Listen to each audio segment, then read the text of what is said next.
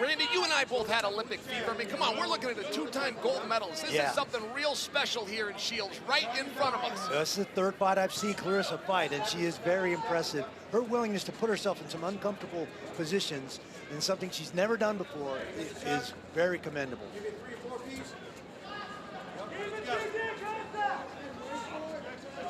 Showing the jab, so far hasn't committed really to anything. She did offer a kick attempt. Oh, nasty right hand. Deliberate and not pumping that jab as much as she had in the past. It's almost like she maybe saw this as an opportunity. There's another good straight. De Santis has the clinch. She needs to do something with it here, Randy. Shields did a nice job of framing off on the head of De Santis and turning the tide and spinning De Santis to the fence. And Claressa Shields made a point in the fighter meetings to talk about this. She says it's not just stand-up and not just groundwork. There's a third fight. Is she adapting well in her third fight?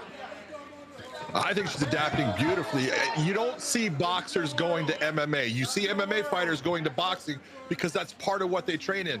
But right here is where Claressa Shields is in a position where boxers never want to be. Take a look where she's at and look at she's calm. That's the most important thing. Take your time, think yourself out of the position, and get yourself back to your feet.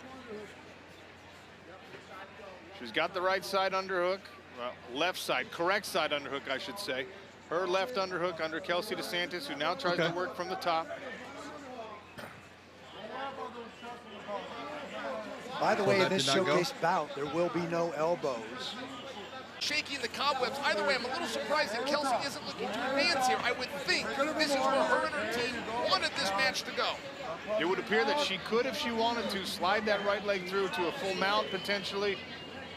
Now pushing Claressa Shields back against the cage right in front of her own corner. We saw Shields in her first MMA fight against Brittany Elkin get fully mounted and stay very composed and find a way to work herself out of that position to win the fight. Final minute of this first round, catchweight bout between Claressa Shields, who now is mounted. Kelsey De Santis has 1 minute to work from this mount position.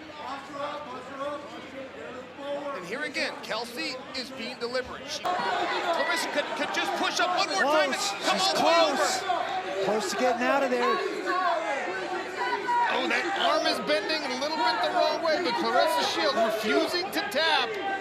Now getting her legs involved, climbing over the head of Kelsey De Santis in these final seconds of round number one. Big threat from De Santis. Don't kick the face. Do not kick the face. Stop.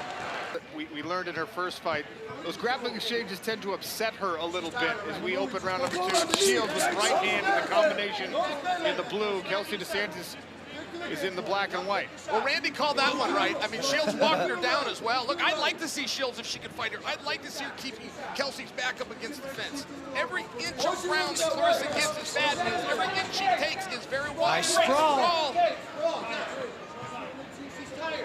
And if you're Claressa Shields, you got yourself in trouble and you survived. I mean, it's a different mindset for each fighter coming in. I think we're seeing the warrior spirit of Claressa Shields here. She didn't like where she was at in that first round. She was going to come out now in the second round and change that. I've seen a little fatigue in De Santis, a little hesitation here. She knows where she wants to be, but she's not. So far, Kelsey De Santis able to avoid the true knockout shot. Shields back into the center. De Santis back into the cage. De Santis wants to use that fence and try and trap her, and try and catch her and knock her down, trip her again. Shields backing her out into the striking. I think Shields has surprised herself a couple of times. She's connected and almost not gone with the flurry. But I also have to admire that patience. When she dipped to the body, she came back upstairs. She's doing what she wants to do, and she's staying composed. And De Santis, with 2 minutes left, able to drag Claressa Shields down, but for how long? She's going to have to do something with it. By the way, these judges are not going to give her a round. I know we got 2 minutes left, but unfortunately, they're not going to give her a round just for position. Nice hand control by Shields. Did some real damage. Doing a good job to stand back up. She's trying to use that hand control to turn and face her opponent. Kelsey De Santis hanging heavy on the back, taking some deep breaths here. A lot of fatigue showing.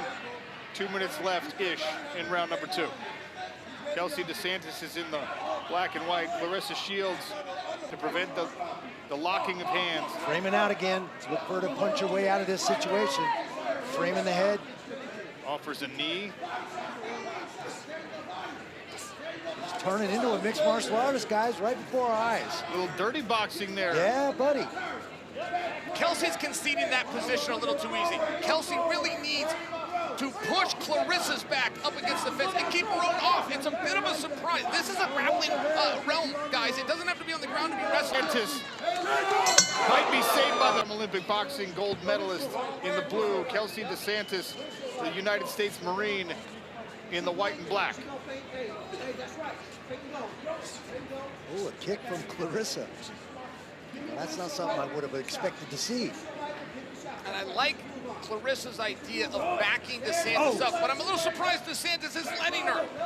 I'm a little surprised De Santis is one, like she did in the first round, putting Claressa's back and shoulder poker out there, and she's got this straight face. I'm very impressed by that. Guys, I got to tell you, by the way, unofficial scorecard I'm keeping over here. I got this one apiece. This whole fight comes down to the next 3 minutes and 30 seconds.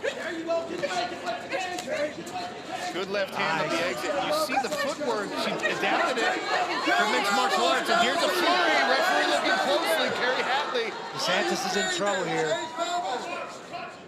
Yeah, and that body work in the first and second round is paying off.